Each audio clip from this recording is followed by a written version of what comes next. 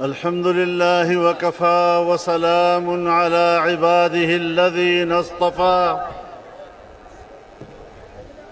لا سيما على سيد الرسل وخاتم الأنبياء وعلى آله وصحبه ومن بهديه مهتدى.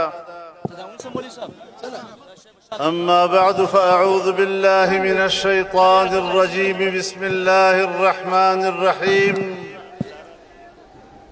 إن الله يحب الذين يقاتلون في سبيله صفا كأنهم بنيان مرصوص. صدق الله العظيم. جناب صدر، حضرات علماء کرام،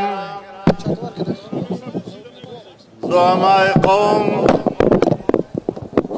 بزرگان ملت، میرے دوستوں اور بھائیوں، آج یہاں کوئٹہ میں بلوچستان کے ہیڈ کوارٹر میں اہل بلوچستان کا یہ فقید المثال اجتماع، اس کا آغاز کراچی سے ہوا تھا، جہاں سندھ کے عوام نے تاریخ کی بے مثال شرکت اس اجتماع میں کی تھی۔ اس کے بعد اہل پنجاب نے مینار پاکستان پر بے مثال اجتماع کا انعقاد کیا۔ پشاور میں تاریخ کا سب سے بڑا اجتماع اہل سرحد نے کیا، اور ہر جگہ پر جہاں بھی جمعیت علماء اسلام کا یہ قافلہ گیا، عوام کا ایک بحر بے قرار امڈ آیا، اور آج کی طرح تا حد نظر انسانوں کا سمندر تھا۔ ان اجتماعات نے جو قراردادیں پاس کی ہیں، ان اجتماعات نے جو امت مسلمہ کے لیے، اہل غزہ کے لیے اپنا نقطہ نظر اجاگر کیا ہے، یہ محض اہل پاکستان کی آواز نہیں، یہ امت مسلمہ کی آواز ہے۔ اور میرے پاکستانی بھائیوں، آپ کے یہ انسانی سمندر جہاں بھی ابھرے ہیں، وہ امت کی آواز بن کر ابھرے ہیں، اور دنیا کو بتایا ہے، امریکہ کو بتایا ہے، ٹرمپ کو بتایا ہے، اسلامی دنیا کے حکمرانوں کو بتایا ہے، یورپ کو بتایا ہے، اسرائیل کو بتایا ہے، صہیونی قوت کو بتایا ہے، نیتن یاہو کو بتایا ہے کہ تم مسلمانوں کی جانیں تو لے سکتے ہو، ان کا خون تو بہا سکتے ہو، لیکن ان کے سر کٹ جائیں گے، لیکن تمہارے سامنے جھکیں گے نہیں، اور آزادی کی تحریک آگے بڑھتی چلی جائے گی۔ نعرہ تکبیر! مودی اسرائیل اتحاد، اسرائیل کا جو یار ہے۔ میرے محترم دوستو، جب غزہ پہ حملہ ہوا تو مودی جی نے اسرائیل کی حمایت کی، بلا قید و شرط ان کی حمایت کی، ہندوستان کی تاریخ کی نفی کی، پچھلی حکومتوں کی نفی کی، اور اسرائیل پہلے دن سے پاکستان کا دشمن ہے۔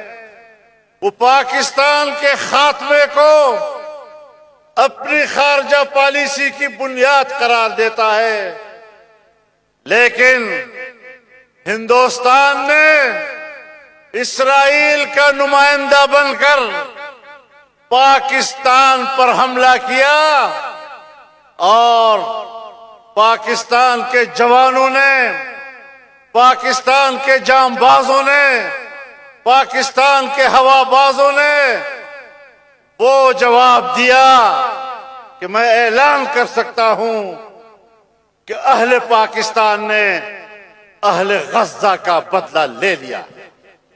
نعرہ تکبیر! پاکستان کا مطلب کیا؟ تیرا میرا رشتہ کیا؟ یہود و ہنود کا یہ اتحاد، یہ تاریخ کا حصہ ہے۔ ہمارے حکمران نہ معلوم کس خواب خرگوش میں سوئے خراٹے مار رہے تھے، کس زون میں مبتلا تھے، کس خوش فہمی کا شکار تھے کہ وہ اسرائیل کے بارے میں ڈگمگ پالیسی دیا کرتا تھا، اور ماضی میں ہم نے حکمرانوں کے وہ رجحانات بھی دیکھے جب وہ اسرائیل کو تسلیم کرنے کی طرف جا رہا تھا۔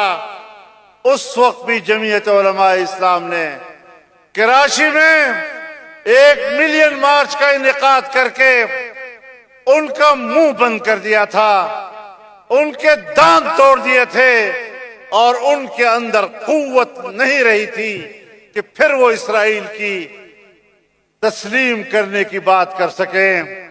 آج پاکستان نے پارلیمنٹ کے اندر حکمرانوں کی زبان سے یہ بات نکال لی ہے کہ اسرائیل اور انڈیا ایک ہیں، یہود و ہنود ایک ہیں، اور انشاءاللہ جمعیت نے اپنا موقف پورے ملک پر منوایا، پورے ایشیا پر منوایا، پورے دنیا پر اپنا موقف منوا کر رہے گا انشاءاللہ العزیز۔ میرے محترم دوستو، ہم آج یہاں کوئٹہ کی سرزمین سے کہ آپ کسی حالت میں بھی تنہا نہیں ہے، ہر حال میں امت مسلمہ آپ کے شانہ بشانہ ہے، اہل پاکستان آپ کے شانہ بشانہ ہے، جمعیت علماء اسلام کا یہ جیل آپ کے سامنے ہے، انصار الاسلام آپ کے سامنے ہے۔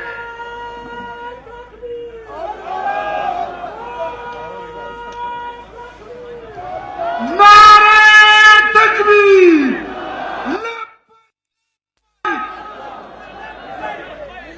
اگر ہمارے حکمران ہماری فوج کو، ہمارے ہوا بازوں کو، ہمارے جان بازوں کو اور ہمارے انجینئروں کو حکم دے، اجازت دے، تو آج بھی ہم اسرائیل کی اینٹ سے اینٹ بجانے کے لیے تیار ہیں۔ نعرہ تکبیر! سبیل اللہ، سبیل اللہ! میرے محترم دوستو، ان دنوں میں امریکی صدر ٹرمپ عرب دنیا کے دورے پر ہے، عرب دنیا کے ساتھ تجارتی روابط بڑھا رہا ہے، اقتصادی روابط بڑھا رہا ہے، لیکن ہم پاکستان سے، اس سرزمین سے، کوئٹہ کی سرزمین سے ٹرمپ کو پیغام دینا چاہتے ہیں کہ اسرائیل کی برائی سے باز آ جاؤ۔ یہ وہ ریاست ہے جو جب بنیاد پر وجود میں آیا،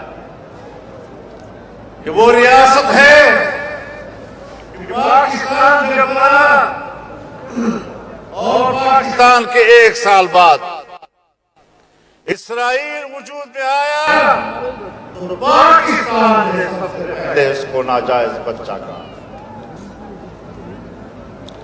اور انگریزوں نے، برطانیہ نے اسرائیل کا خنجر عربوں کے پیٹھ میں گھونپا، جس سے آج بھی عربوں کا خون رس رہا ہے۔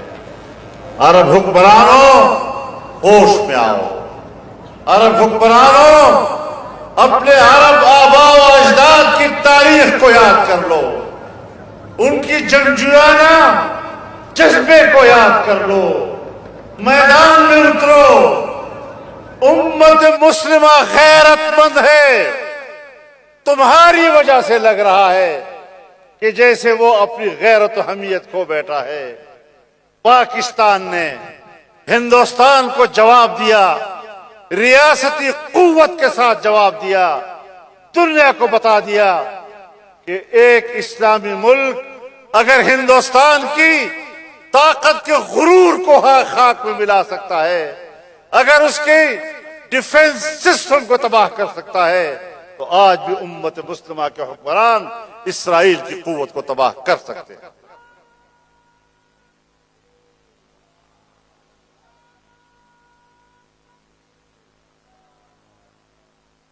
میرے محترم دوستو، پہلگام کا واقعہ ہوا، 10 منٹ کے اندر اندر الزام کا سارا ملبہ پاکستان پر پھینک دیا، FIR بھی درج کرا دی، اور سنتاس معاہدے کو توڑ دیا، اس کو معطل کر دیا۔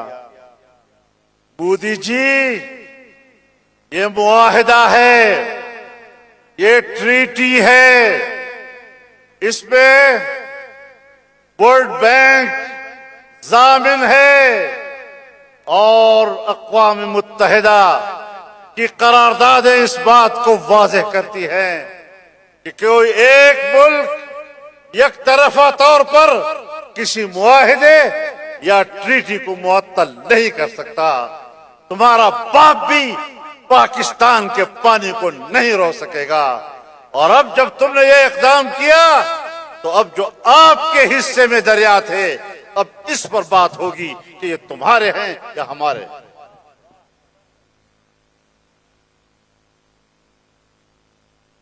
میرے محترم دوستو،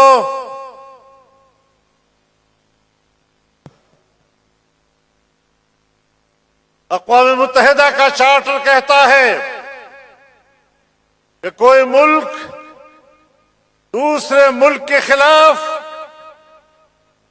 نہ تو جارحیت کر سکتا ہے، نہ ان کو دھمکیوں سے مروب کرنے کی کوشش کر سکتا ہے، نہ طاقت کے ذریعے تنازعات کو حل کر سکتا ہے۔ مودی جی، تو نے طاقت کے بل بوتے پر تنازعات کو حل کرنے کی کوشش کی،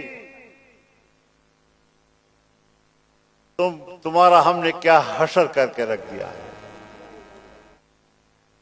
بیچارے سے اسمبلی میں بیٹھا نہیں جاتا، اپنے ملک کی پارلیمنٹ ان پر لان تان کر رہی ہے۔ ایک طرف ہندوستان ہے جہاں کوئی یکجہتی موجود نہیں، جہاں مودی کو کوئی حمایت حاصل نہیں، ایک طرف پاکستان ہے جہاں مکمل یکجہتی موجود ہے، اور اس یکجہتی کی بنیاد جمعیت علماء اسلام نے رکھی۔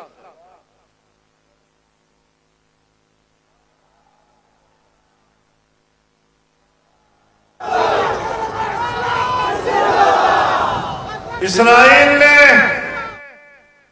اہل غزہ کے عام شہریوں کو بمباری کا نشانہ بنایا، بچوں کو نشانہ بنایا، خواتین کو نشانہ بنایا، بوڑھوں کو نشانہ بنایا، اور ہندوستان نے بھی ہمارے مساجد و مدارس کو نشانہ بنایا۔ میں حکمرانوں سے کہنا چاہتا ہوں کہ کوئی ایسا کام نہ کریں جو قومی یکجہتی کو نقصان پہنچائے۔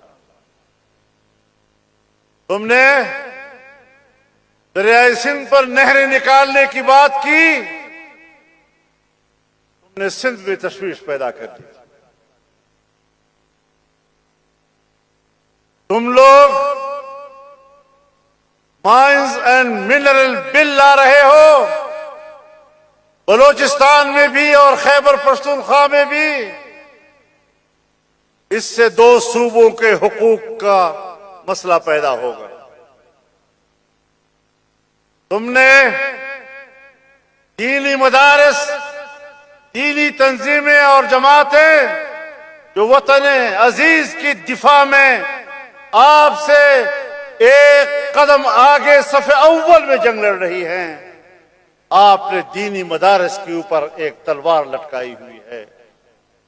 جو قانون تم نے اسمبلی میں پاس کیا تھا اس پر عمل درآمد نہیں ہو رہا، آپ کو ان تمام چیزوں سے واپس آنا ہوگا۔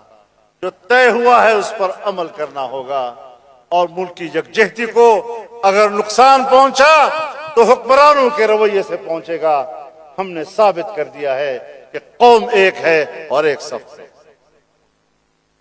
پاکستان ایک ملک ہے جس کے استقلال، جس کے استقامت، جس کی وحدت ہر وقت ہمیں عزیز ہے، اور جس پر ہم کوئی کمپرومائز کرنے کے لیے تیار نہیں ہیں۔